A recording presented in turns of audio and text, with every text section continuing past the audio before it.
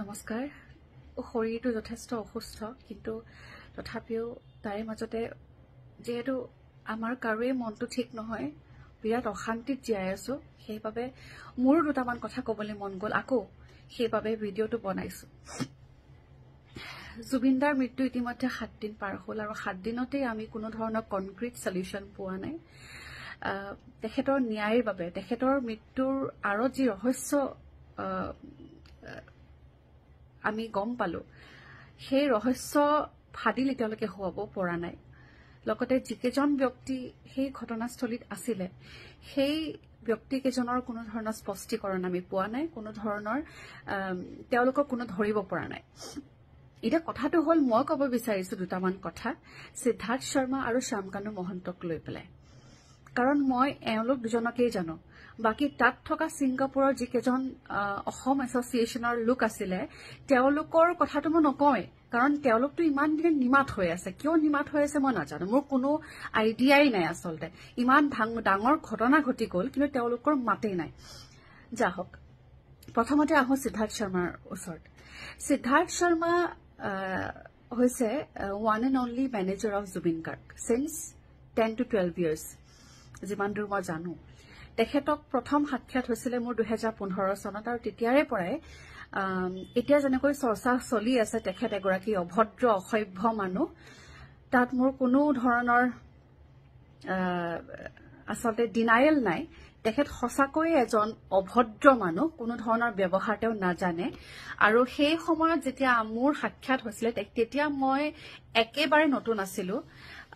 সেইবাবে মই বহুত কথা সহ্য কৰিছিলো বহুত কথা মই তেনেকৈ থাকি গৈছিলো নিমাত হৈ থাকি গৈছিলো কিন্তু ইমান বছৰে এই কাৰণে কোৱা নাছিল কোনো আৰু এতিয়া বহুতে প্ৰশ্ন কৰিছে যে সিদ্ধাৰ্থৰ কথা এতিয়া সকলোৱে কিয় কৈ আছে মোৰ ওচৰত হেতু উত্তৰ আছে ইমান দিনে আমি আসলতে একো কোৱা নাছিলো কাৰণ তেনেকুৱা কোৱাৰ কোনো পৰিবেশো নাছিল তো সিদ্ধাৰ্থে এনেকুৱা দেখুৱায় যে জুবিন গাৰ্গৰ ওপৰত অধিকাৰ কেৱল সিদ্ধাৰ্থ শৰ্মাৰ আছে হেনেকুৱা মই বুলি নহয় আমাৰ গোটেই ফ্ৰেটাৰনিটি মানুহে ক'ব এই কথাটো যেন জুবিনদাৰ ওপৰত কপিৰাইটটো কেৱল সিদ্ধাৰ্থ শৰ্মাৰ আৰু এনেকুৱাকে দেখুৱাব এটা সময়ত আমি ভাবিবলৈ বাধ্য হলো যে বা ইমান পজেচিভ ইমান তেওঁ এগ্ৰেছিভ জুবিনদাৰ প্ৰতি গতিকে নিশ্চয়কৈ তেওঁ সঁচাকৈ চাগে জুবিনদাক বহুত ভাল পায় জুবিনদাক বহুত বেছি যত্ন লয় আমি তেনেকৈ ভাবি পেলাই তাৰ সেই দুৰ্ব্যৱহাৰবিলাক বা যি মিছবিহেভ কৰে বা যি ধৰণৰ অভদ্ৰামি কৰে সেইবিলাক আমি আসলতে আওকাণ কৰিছিলো সেইবোৰ একমাত্ৰ জুবিনদাৰ খাতিৰত আওকাণ কৰিছিলো আজি পৰ্যন্ত কোনেকো কোৱা নাছিল সিংগাপুৰলৈ গ'ল অসুস্থ দেহাৰে জুবিনদা সিংগাপুৰলৈ গ'ল অনুষ্ঠান কৰিবলৈ সমস্ত দায়িত্ব সিদ্ধাৰ্থ শৰ্মাৰ হয় তেখেতে ক'ত যাব কি খাব কেতিয়া শুব কি কৰিব কি পিন্ধিব তেখেত ইতিমধ্যে ৰেগুলাৰ বেচিছত মেডিচিন সেৱন কৰে মেডিচিনো নাই খোৱা বুলি আমি জানিব পাৰিছো সেই অৱস্থাত ৰাতিটো পাৰ্টি কৰি দিনত নুশুই নেমেলি তেখেতৰ স্লিপ সাইকেলটো আমি সকলোৱে জানো তেখেতে ৰাতিটো নুশুলে দিনটো শুৱে সেইদিনাখন নুশুলে ব্ৰেকফাষ্টটো নকৰিলে তেনেকৈ তেওঁ কিবা এখন অজান আইলেণ্ডলৈ লৈ গ'ল কোনো ধৰণৰ নিৰাপত্তা নাই কোনো ধৰণৰ মেডিকেল টিম নাই আৰু মিষ্টাৰ সিদ্ধাৰ্থ শৰ্মা মই তোমাক কওঁ যে তুমি যে তাত গৈছিলা you were there to take care Zubeen Garg you were there not to entertain yourself তাত তুমি অন ডিউটি আছিলা জুবিনদাৰ অনুষ্ঠান কৰিব যোৱা মানে অৰ্থটো কি হ'ল জুবিনদাৰ অনুষ্ঠানটো কৰিব গৈছে সিংগাপুৰত তুমি তাৰে দায়িত্বত আছিলা তুমি ফূৰ্তি কৰিব যোৱা নাই তাত তুমি ফূৰ্তি কৰিবলৈ যোৱা নাই তুমি অন ডিউটি আছিলা তুমি জুবিনদাৰ যত্ন ল'ব লাগিছিল জুবিনদাক ৰাখিব লাগিছিল এতিয়া আহো শ্যামকানু মহন্তৰ কথা কোৱাৰ আগতে আৰু এটা কথা কম এতিয়া নতুন কথা বহুত কথা গম পালো যে যিমানবোৰ ৰাইটছ আমি জুবিনদাৰ যিমানবোৰ গীত আছে সেই গীতসমূহ আমাৰ কাৰণে সম্পদ সেই সম্পদসমূহৰ আঁৰত যি ৰেভিনিউ শ্বেয়াৰিঙৰ যি প্ৰপাৰাইটাৰ যিজনে পাব ৰেভিনিউ সেইটোৰ সকলোতে সিদ্ধাৰ্থ শৰ্মাৰ নাম জড়িত হৈ আছে এইটো কিমান সত্য মই নাজানো কিন্তু যদি সত্য হয় তেতিয়াহলে How dare you? How dare you? তোমাৰ সাহস কেনেকৈ হ'ল? বহুতে বহুত কথা কৈ আছে, প্ৰপাৰ্টি কথা কৈ আছে, মই নাজানো, তাৰ হোটেলৰ কথাও মই নাজানো, তাৰ পানী বটলৰ কোম্পানীৰ কথাও মই নাজানো। কিন্তু এতিয়া এনেকুৱা হৈ গ'ল কথাবোৰ যে সকলো কথা আমি জানিব লাগিব, আমাক প্ৰত্যেকটো প্ৰশ্নৰ উত্তৰ লাগিব। মাননীয় মুখ্যমন্ত্ৰী ডাঙৰীয়া হিমন্ত বিশ্ব শৰ্মা তেখেতে এইকেইদিন যি সাহস দেখুৱাইছে, যি ধৰণে ধুনীয়াকৈ জুবিন দাক বিদায় দিয়া সময়খিনি ইমান গোটেই কাৰ্যসূচীখিনি ইমান সুন্দৰকৈ কৰিছে, তেখেত আচলতে ধন্যবাদৰ পাত্ৰ। তেখেতক মই অন্তৰৰ পৰা ধন্যবাদ জনাইছো। কিন্তু তেখেতক মই আৰু এটা কথা কৈ দিওঁ যে আপোনাৰ ওপৰত আমাৰ আস্থা আছে, বিশ্বাস আছে। তাত যিকেইজন মানুহ আছিলে প্ৰত্যেকজনকে অসমত লৈ আহক না, অসমত লৈ আহি পেলাই বহাই লওক, বহাই লৈ পেলাই প্ৰশ্ন কৰক। যিজন মানুহে মৃত্যুৰ সময়তো অসমক গ্ল'বেলি জিলিকাই থৈ গৈছে, ইমানবোৰ কাম দি থৈ গৈছে, ইমান কি কৰি গৈছে অসমৰ কাৰণে, সেইজন মানুহৰ ন্যায়ৰ বাবে আমি আজি এনেকৈ যুঁজিবলগীয়া হৈছে। বিৰাট লাজ পাইছো। এতিয়া আহিছো শ্যামকান্ত মহন্তৰ ওচৰলৈ। মই এটা ইনচিডেণ্ট শ্বেয়াৰ কৰিব বিচাৰিছো। মই শেহতীয়াকৈ চিকাগোলৈ গৈছিলো, আৰু চিকাগোলৈ যাওঁতে Assam association of north America তেওঁলোকে সমস্ত দায়িত্ব লৈছিলে, মোৰ তাত থকা খোৱা, তাত লৈ যোৱা, তাত যত্ন লোৱা। তাৰমানে মই এইখিনি কথাও আপোনালোকক ক'লো যে মই যদি অকণমান খোজকাঢ়িবও যাব বিচাৰো, ইভিনিং ৱাক কৰিবলৈ যাব বিচাৰো, তেতিয়াও তেওঁলোকে কয় যে অকলে নাযাবা, তুমি আমাৰ দায়িত্বত আছা, আমি কোনোবা এজন তোমাৰ লগত থাকিম, ব'লা, য'ত যাব মন গৈছে তুমি আমাক কোৱা, আমি তোমাক লৈ যাম। ইমানখিনি তেওঁলোকে, মইতো একোৱেই নহয় বুলি ক'লো, মোকেই তেওঁলোকে ইমান যত্ন লৈছে। Being the organiser of the event, north east ফেষ্টিভেলৰ অৰ্গেনাইজাৰ কোন? শ্যামকান্ত মহন্ত। তেখেতৰ ৰেছপন্সিবিলিটি আছিল জুবিন গাৰ্গ। এজন সাধাৰণ ব্যক্তি তেওঁ নহয়। ইমান অসুস্থ ব্যক্তি এজনক লৈ যোৱাটো প্ৰথম কথা সেইটোৱে ভুল। দ্বিতীয় কথাটো হ'ল কোনো মেডিকেল টিম নোহোৱাকৈ তেখেতক এই ধৰণে তেখেতক ৰখা কিয় গৈছিল তাত?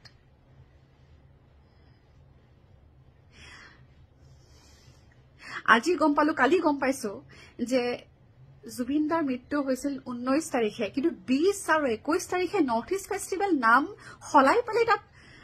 অনুষ্ঠান অনুষ্ঠিত কৰিছে। লাজ নাপালে তেখেতে?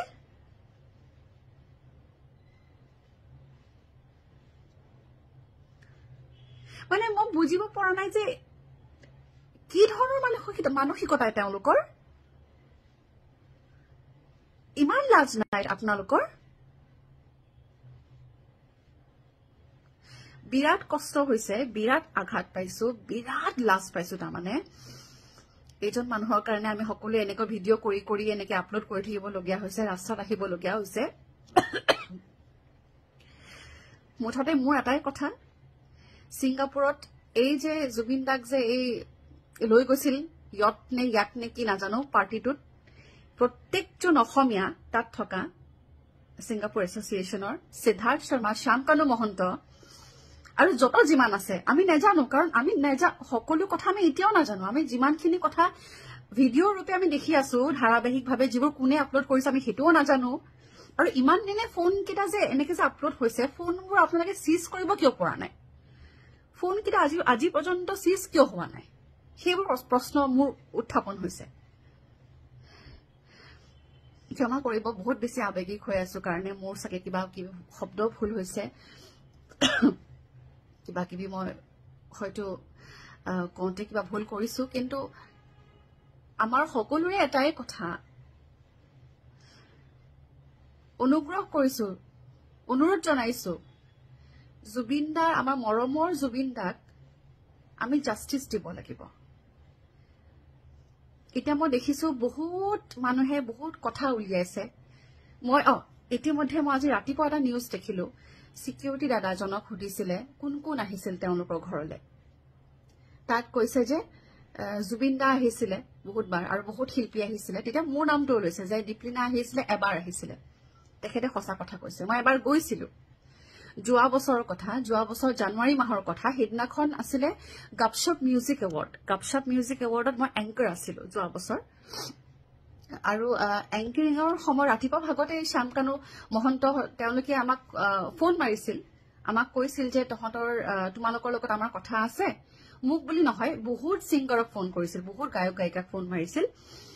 যে আমি বহুতক আজি আমন্ত্ৰণ কৰিছো আমাৰ ঘৰলৈ ভাত খাবলৈ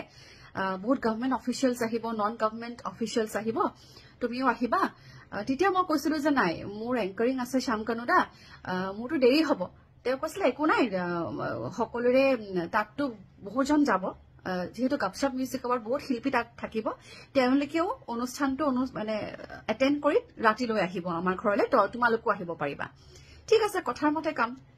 অনুষ্ঠান শেষ কৰিলো সেই খন্তে চাগে 10:30 বাজি গৈছিলে গাপশপ মিউজিক এৱাৰ্ড তাৰ পাছত গম পালো যে বিশ্বত শইকীয়াও একেলগে আমি আগপিছকে গৈছো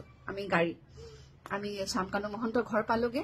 বিশ্বত শইকীয়া আছিলে মোৰ লগত বিশ্বতৰ লগত তেখেতৰ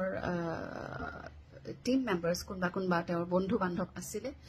আৰু তেতিয়া অলমোষ্ট তেওঁলোকৰ খানা শেষ হৈছে তাৰমানে মানুহবোৰ গুচি গ'ল সকলো ডাইনিং টেবুলত বহি পেলাই আমি ভাত খাবলৈ মাতিলে আমি ভাত খালো আমি সকলোৱে ভাত চাত খাই মেলি আমি ৰৈ আছো আৰু কি কথা পাতিবলৈ মাতিছে আমাক কওক আৰু আমি ঘৰলৈ যাব লাগে নাই তেওঁলোকৰ বেলেগ কথা নাই তেখেতৰ পত্নীও আছিলে বাৰু সিদিনা পত্নী আছিলে বহুতো মানুহ আছিলে ৰৈ আছো যে গানৰ কথা কব নেকি শ্ব'ৰ কথা কব নেকি ৰঙালীৰ কথা কব নেকি যিহেতু ময়ো ৰঙালীৰ অনুষ্ঠান পৰিবেশন কৰিছো সিনেমা এখন বনাম বুলি কৈছিল তেখেতে সিনেমা জুবিন দা আছে পাপন দা আছে এইবিলাক কৈছিলে সিনেমাখনৰ কথাও পাতিম বুলি কৈছিলে গতিকে আমি ৰৈ থাকিলো কিন্তু আমাক তেনেকুৱা ধৰণৰ কোনো কথা নকলে আমি ভাত চাত খাই পেলাই আমি ঘৰখন আমাক দেখুৱালে তেওঁ নতুনকে গঢ়া ঘৰখন আমাক দেখুৱালে জিম দেখুৱালে টেৰেছ দেখুৱালে আৰু বিভিন্ন ৰুমবোৰ দেখুৱালে আৰু কিবা দেখুৱালে আৰু এইবিলাক মুঠতে মোৰ মনত পৰা নাই ঘৰ চৰ দেখুৱাই মেলি লাষ্টত মানে আমি বিশ্বত আৰু মই গুচি আহিলো তাৰপৰা ৰাতি 11:30 মান বাজিছে আমি গুচি আহিলো সেইটোৱে মোৰ প্ৰথম আৰু শেষবাৰৰ বাবে তেখেতৰ ঘৰলৈ মই গৈছো এটা কথাটো হল আমি অসমীয়া হিচাপে মোৰ দুটামান কথা ক'বলগীয়া আছে যে আমি যেটো মেইন কথা তাৰমানে যেটো মূল উদ্দেশ্য হেতুৰ পৰা ফালৰি কাটিব নোৱাৰো এটা দেখিবলৈ পাইছো যে সামাজিক মাধ্যমত বহুজনে বহু ধৰণৰ কথা উলিয়াইছে সেই কথাবিলাক আমি পিছতো আলোচনা কৰিব পাৰিম প্ৰথম কথা হল দোষীক শাস্তি দিব লাগিব আৰু শাস্তিটো এনেকুৱা হ'ব লাগিব যে জেললৈ গ'ল আকৌ ওলাই আহিল হেতু নহয় তাৰমানে কঠোৰ শাস্তি যেটো আমি দেখিবলৈ পাওঁ আজিকালি পটককে ওলাই আহে পটককে যায় খুব সহজ হৈ গ'ল খুব ক্যাজুয়াল হৈ গ'ল আমাক ক্যাজুয়াল পানিশমেন্ট নালাগে জুবিনদাৰ ক্ষেত্ৰত গতিকে মূল কথাটোত সকলোৱে ষ্টিক কৰক মোৰ এটাই কথা মই আকৌবাৰ কৈছো অসম চৰকাৰ অসম আমাৰ প্ৰশাসন সকলোৰে ওপৰত মোৰ আস্থা আছে সকলোৰে ওপৰত মোৰ বিশ্বাস আছে তথাপি পুনৰবাৰ মই অনুৰোধ জনালো ইমান দিন কিয় লাগিছে 7 দিন হৈ গ'ল অনুগ্ৰহ কৰিছো সোনকালে কাম কৰক কাম কৰি আছো দেখা পাইছো কাম কৰি আছে তেওঁলোকে দেখা পাইছো কিন্তু সোনকালে কাম কৰক আৰু উচিত তদন্ত কৰি দোষীক কঠোৰতকৈ কঠোৰ শাস্তি দিয়ক লাগিলে জুনেই নহওক আমাৰ হেতু একমাত্ৰ কথা আৰু আমি এই কথাটোতে ষ্টিক কৰিব লাগিব একেদিন যেতিয়ালৈকে তেওঁ আমাৰ জুবিন দাই ন্যায় নাপায় বাকি কথাবিলাক পাতিবলৈ আমাৰ বহুত আছে বহুত দিন আছে ডাইভাৰ্ট নহব stick to the point thank you so mass